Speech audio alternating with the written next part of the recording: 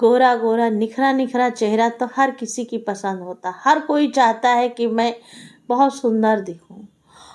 और अगर चेहरे पर अनचाहे बाल होते हैं तो हम कहीं भी जाते हैं तो हमें शर्मिंदा होना पड़ता है। उस शर्मिंदगी को हम कैसे ख़त्म कर सकते हैं, यानी कि अनवांटेड हेयर को हम कैसे ख़त्म कर सकते हैं, जिससे कि हमारे चेहरे पर दोबारा बाल ना आए, हमारे बॉडी के किसी भी पार्ट पर एक बार जब ख़त्म हो जाए, रिमूव हो जाए, वो दोबारा ना निकले। जेंट्स लोगों के आपने देखा होगा छाती पे बाल होते हैं, बच्चों के आपने देखा होगा पीठ पे बहुत सारे बाल होते हैं।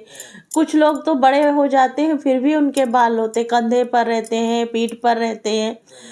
और कई महिलाओं के आपने देखा होगा मूछें होती हैं जिनके बाल काफ़ी हार्ड होते हैं। उसके लिए आप क्या करती हैं, रेज़र करती हैं, शेविंग करती हैं। और सबसे आसान तरीका होता है थ्रेडिंग कराना, कि बाल धागे की मदद से बालों को निकालना। और उसके बाद उससे भी क्या करती, उससे नहीं होता है तो वैक्सिंग करवाती है। वैक्सिंग हमारी स्किन को कभी कभी नुकसान भी पहुंचा देती है। वैक्सिंग से सोल्यूशन तो मिलता है, सोल्यूशन ये मिलता है कि हाँ कुछ टाइम, कुछ महीनों के लिए हेयर्स नहीं निकलते हैं, थ्रेडिंग से 1-2 हफ्ते बाद फिर से निकल आते हैं। और सबसे अच्छा होता है लेज़र ट्रीटमेंट। तो फ्रेंड्स, आज मैं आप सबके लिए एक ऐसा नुस्खा लेके आई हूँ जिससे कि आपके हेयर्स परमानेंटली ख़त्म हो जाने वाले हैं, बिल्कुल दोबारा नहीं आने वाले हैं। ऐसा अमेजिंग ट्रिक आप जानना चाहेंगे तो वीडियो में बने रहिएगा अंत तक। मैं इसे कैसे बनाने वाली हूँ, आपको एक अदरक का टुकड़ा ले लेना है, उसे आपको कद्दूकस कर लेना। हमें अदरक नहीं चाहिए, हमें इसका जूस चाहिए। और जूस अगर हम इसको ज़्यादा ग्राइंड करते तो ग्राइंडर से ग्राइंड कर सकते थे, बट हमें इसे कद्दूकस कर लेना है। इसको ग्राइंड करने में बहुत ज़रा सी है तो हम ग्राइंड नहीं कर सकते, तो इसे हमें कद्दूकस कर लेना है। या फिर आप इसको पीस भी सकती हैं, सिलबट्टे पर पीस सकती हैं। मैंने कद्दूकस कर लिया है। अब इसका हम जूस निकाल लेंगे, हमें इसका रस ही चाहिए। इस अदरक के रस से ही इतनी जल्दी आपके हेयर्स रिमूव होंगे। कुछ इंग्रेडिएंट्स इसमें हम ऐड करेंगे जो आपकी स्किन पर बढ़िया भर भर के ग्लो भी लाएंगी। और आपके जो हेयर्स होते हैं अनवांटेड हेयर, उन्हें भी ये धीरे धीरे, अगर हम इसका यूज़ करते रहते हैं तो ये धीरे धीरे सारे रिमूव कर देता है। इसका हमें रस निकाल लेना है अच्छे से। इसको हाथों से ही निकाल सकते हैं, आप चाहें तो छन्नी से भी निकाल सकते हैं। इसमें एक स्टार्च होता है, जैसे आलू में होता है ऐसे ही अदरक में होता है। तो इसको अगर हम देर तक रखेंगे तो इसका कलर चेंज हो जाएगा। तो इसकी हम 2 इंग्रेडिएंट्स बनाएंगे, 2 रेमेडी बनाने वाले हैं। और उन्हें हम दोनों को हम यूज़ करेंगे। कैसे आपको यूज़ करना है ये मैं आपको बताने वाली हूँ। 1 चम्मच मैंने अदरक का रस पहले ही ले लिया। अब हम इसमें कुछ इंग्रेडिएंट ऐड करेंगे। इसका मैं यूज़ अभी आपको आगे बताऊंगी कि इसका यूज़ आपको कैसे करना है। इसमें हमें ऐड कर देना है 1 चम्मच ग्लिसरीन। 1 चम्मच हमने अदरक का रस लिया, 1 ही चम्मच हमने इसमें ग्लिसरीन ले लिया है। ग्लिसरीन के साथ आप गुलाब जल भी ऐड कर सकती हैं, क्योंकि जो रोज़ वाटर होता है वो भी आपकी स्किन के लिए, स्किन की टोनिंग का मतलब स्किन टोन करता है। और स्किन पे जो भी दाग धब्बे होते हैं उन्हें भी धीरे से हटा देता है, हल्का कर देता है। और आपके चेहरे को गोरा भी करता है। इसमें हमने डाला है वाइट टर्मरिक, जो वाइट टर्मरिक होती है वो हमने ऐड किया, जिसे सफ़ेद हल्दी भी बोलते हैं। इसको हमने डाला है। अगर आपके पास ये नहीं है, कस्तूरी हल्दी नहीं है, तो आप किचन वाली हल्दी भी बस थोड़ी सी चुटकी भर ले सकते हैं। इसको हम रख देंगे साइड में। अब हम दूसरी इंग्रेडिएंट बनाएंगे, दूसरी रेमेडी बनाएंगे और इसको हम साइड में रख देंगे। इसका यूज़ हम आगे करने वाले हैं। 1 चम्मच रस बचा है। अब हम इसमें ऐड कर देंगे बेसन। चने की दाल का जो आटा होता है वो हमें ऐड कर देना है। बेसन हमारी स्किन पे जो बारीक रोए होते हैं उन पे चिपक जाता है, और चिपक जाता है तो जब हम उसको स्क्रब करते हैं तो वो हेयर्स भी रिमूव हो जाते हैं। इसको हमें मिक्स कर लेना है। इतना मिक्स करना है जैसे कि उबटन, थोड़ा थोड़ा करके हम ऐड करेंगे, एक उबटन फॉर्म पे हम बना लेंगे। आप बेसन की जगह पे गेहूं का आटा भी ले सकती हैं या फिर चावल का आटा भी ले सकती हैं, जो आपके पास इजीली मिल जाए। इसमें हमें अगली इंग्रेडिएंट ऐड करना है शहद। शहद हमारी स्किन को टोन करता है, दाग धब्बे मिटाता है, जो लूज हो जाती है स्किन उसे भी टाइट करता है, अगर चेहरे पर झाइयाँ हैं उन्हें भी ये रिमूव कर देता है। आप इसमें हल्का सा गुलाब जल भी ऐड कर सकती हैं। अगर आपको हल्दी या शहद सूट नहीं करता है तो आप उसमें गुलाब जल ही यूज़ कीजिएगा। वैसे शहद हर किसी को फ़ायदा करता है, क्योंकि शहद से हमारी स्किन से काफ़ी ज़्यादा दाग धब्बे हट सकते हैं।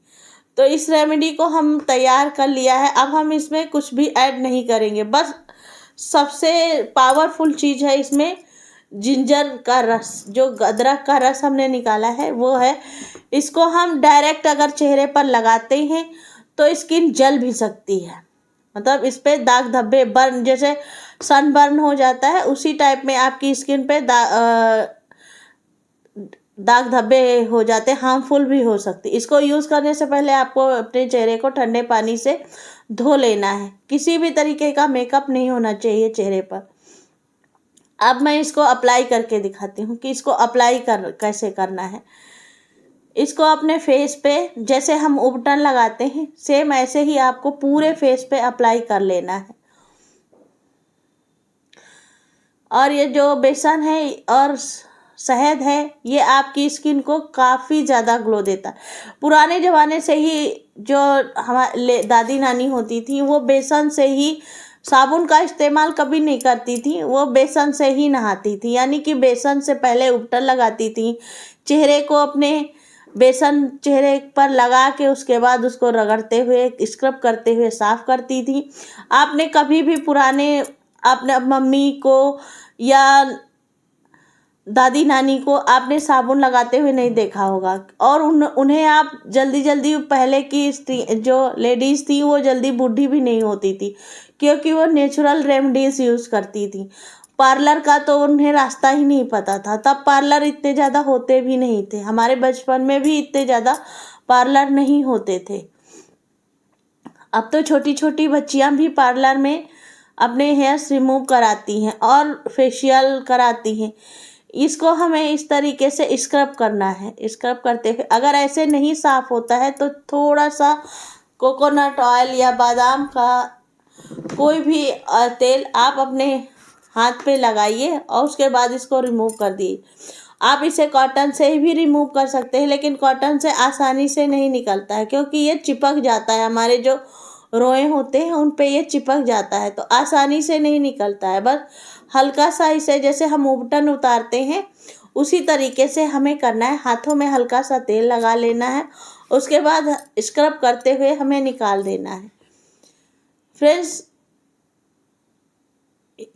वीडियो आपको थोड़ी सी भी अच्छी लग रही हो, यूज़फुल लग रही हो तो लाइक ज़रूर से कर दीजिएगा और अपना प्यारा कमेंट ज़रूर छोड़िएगा कि आप कहाँ से मेरी वीडियो देख रहे हैं। मुझे बहुत खुशी होती है कि मेरी फैमिली इन शहरों तक है और हमें इतना प्यार और आशीर्वाद दे रही है। तो इस तरीके से स्क्रब करते हुए हमें अपने सारे जो हमने उबटन लगाया था, जो भी रेमेडी लगाई, उसको हम रिमूव कर देंगे। रिमूव करने के बाद इसको हम अगर ठंडा का मौसम है तो आप गुनगुने पानी से अपने चेहरे को धो सकती हैं, वरना आपको जैसे लाइट मौसम है, ना गर्मी है ना जाड़ा है, तो आप इसे नॉर्मल पानी से ही रिमूव करिए। अगर आप गर्मी में इसका इस्तेमाल कर रही हैं तो आप एकदम ठंडा चिल्ड वाटर से, जैसे फ्रिज में पानी होता है, उससे आप साफ़ करिए। आपकी स्किन टोन होगी और स्किन से जो भी लूज़ हो जाती है स्किन, उससे वो भी अच्छे से टाइट हो जाती है, बहुत अच्छे से इसका रिजल्ट आता है। और फ्रेंड्स, जो हमने दूसरी रेमेडी बनाई थी, अब उसका मैं इस्तेमाल आपको बताती हूँ, इसको कैसे करना है। उबटन आपको सुबह नहाने से पहले या दिन में किसी भी टाइम पे आपको लगा लेना है। दूसरी रेमेडी को आपको रात में लगाना है। इसको रात में लगा के आप सो जाइए, या फिर लगा, थोड़ा सा खाना मतलब भोजन करने के बाद उसके बाद आप इसे लगाइए और कम से कम 1 से 2 घंटे तक अपने चेहरे पर लगा रखिए और उसके बाद इसको रिमूव कर दीजिए।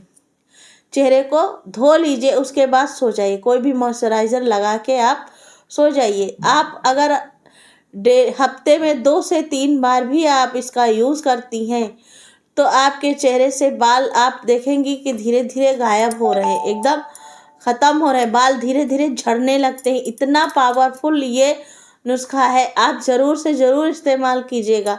नेचुरल रेमेडीज़ जो होती हैं आपकी स्किन को बहुत अच्छे से ग्लो भी देती हैं और चेहरे से दाग धब्बे भी मिटा देती हैं। और नेचुरल चीज़ें जब हम यूज़ करते हैं इसका कोई भी साइड इफ़ेक्ट भी नहीं होता है। ऐसे आपको आईब्रोज से में अगर लग जाए तो उसको हटा देना है, जिससे कि इसको आईब्रो में कोई बाल ना गलने, इससे धीरे धीरे बाल गलने लगते हैं। और आप सोचें जैसे वैक्सिंग और थ्रेडिंग कराती हैं तो परमानेंट एकदम रिमूव हो जाए तुरंत ही तो नहीं, आपको